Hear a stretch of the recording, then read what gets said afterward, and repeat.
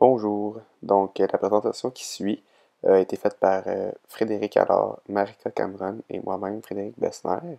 Et nous allons vous parler du dadaïsme. Au cours de la présentation, vous allez pouvoir remarquer des images d'œuvres qui ont été faites par différents artistes du dadaïsme, et aussi appelé le dada.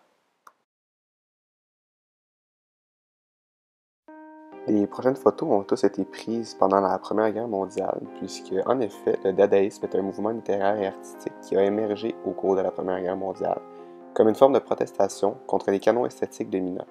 Donc, ce que je veux dire par là, c'est qu'au fond, le dada, c'était une remise en cause de toutes les conventions et contraintes idéologiques, esthétiques et politiques.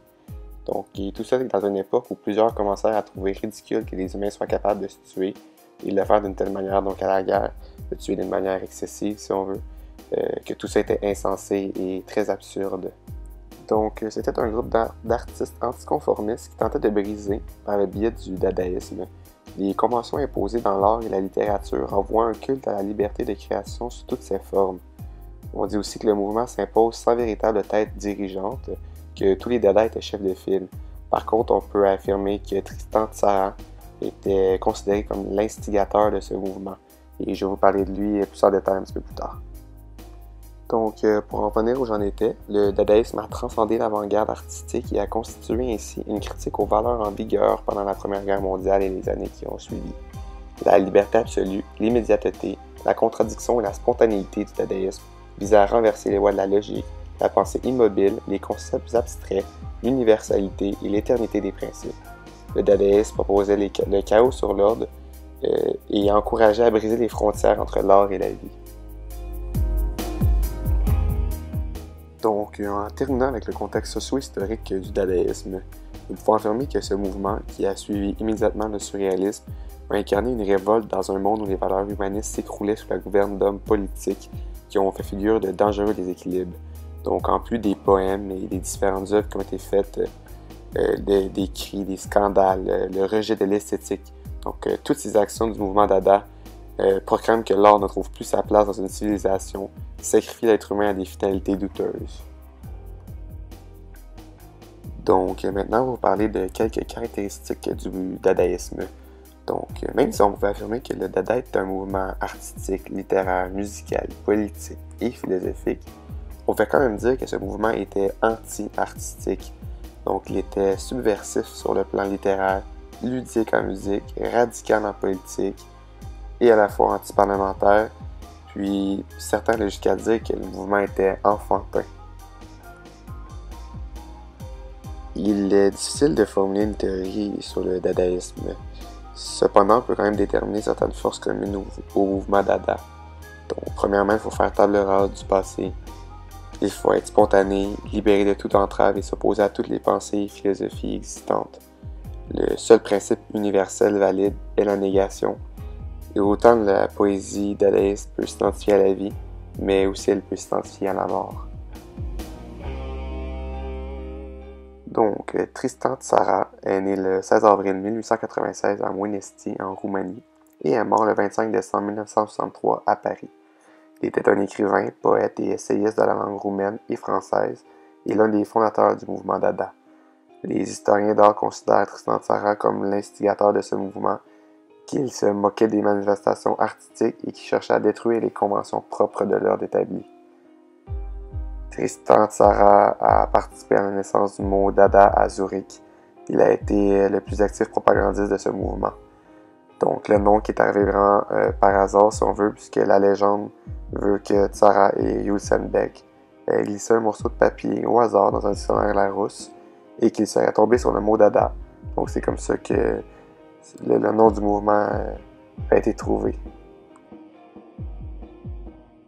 Tristan Tzara a écrit un recueil de poèmes qui se nomme 25 poèmes, qui a été écrit en 1918. Il a également écrit les 7 manifestes de Dada, qui a été publié en 1924. Puis, il a aussi participé au recueil de manifestes qui a été écrit entre 1916 et 1924. Sur la photo, vous pouvez voir le recueil de poèmes 25 poèmes de Tzara. Tristan Tzara est sans doute le Dada qui a le plus profondément changé la poésie. Certains de ses poèmes de son recueil 25 poèmes sont totalement dénués de sens et les rimes disparaissent pour des formes à une suite de mots sans logique apparente, et ça c'est une caractéristique du dadaïsme. De plus, il y a la typographie qui est rigoureuse et un fort penchant pour les sonorités. Tzara a aussi ironisé lui-même sur la façon dont il peut faire un poème dada. Donc voici comment lui, il explique comment faire un poème dada. Donc vous prenez un journal, vous prenez des ciseaux, vous choisissez dans le journal un article qui a la longueur que vous comptez donner à votre poème. Vous découpez l'article, vous découpez ensuite avec soin chacun des mots qui forment cet article et vous les mettez dans un sac. Vous ajoutez doucement ce sac et vous sortez ensuite chaque coupière l'une après les autres. Puis vous les copiez et vous les collez sur un papier consciencieusement dans l'ordre où elles ont quitté le sac. Puis vous allez avoir un poème qui va vous ressembler. Et voilà, vous êtes un écrivain infiniment original et d'une sensibilité charmante. Maintenant, pour que vous compreniez encore mieux le mouvement Dada, je vais vous faire une petite analyse d'un poème écrit par Tristan Tzara qui se nomme Défilé fictif et familial. Donc vous pouvez suivre en même temps que moi, il est affiché en ce moment à l'écran. Donc le poème commence avec une série de lettres qui ne forment même pas de mots apparents. Donc on pourrait quasiment dire que c'est des onomatopées. Puis ça se poursuit avec la fatigue, le pied, vers dans le nerf, une, uni, gazomètre, sacédortal, épilatoire, émieux sigi, fait triple os, na adada, ibidilivi, risididi, planche simili, galvanoplastie, ragataga, ribaldi, course, sifflet d'encre jaune et gifle. Donc on peut bien voir que ce texte montre parfaitement que la poésie Dada se base sur le hasard et non sur le résultat voulu. La poésie vue par le Dada ne doit plus être esthétique.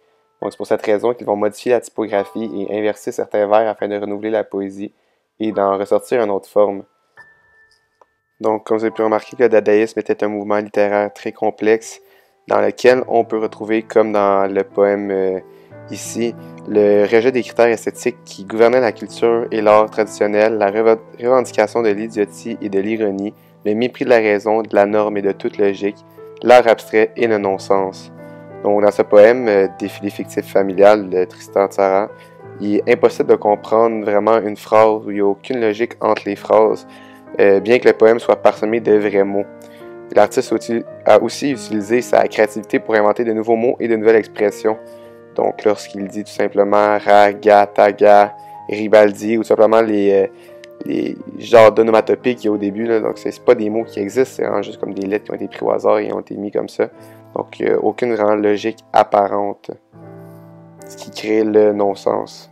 Donc on peut vraiment parler ici d'art abstrait.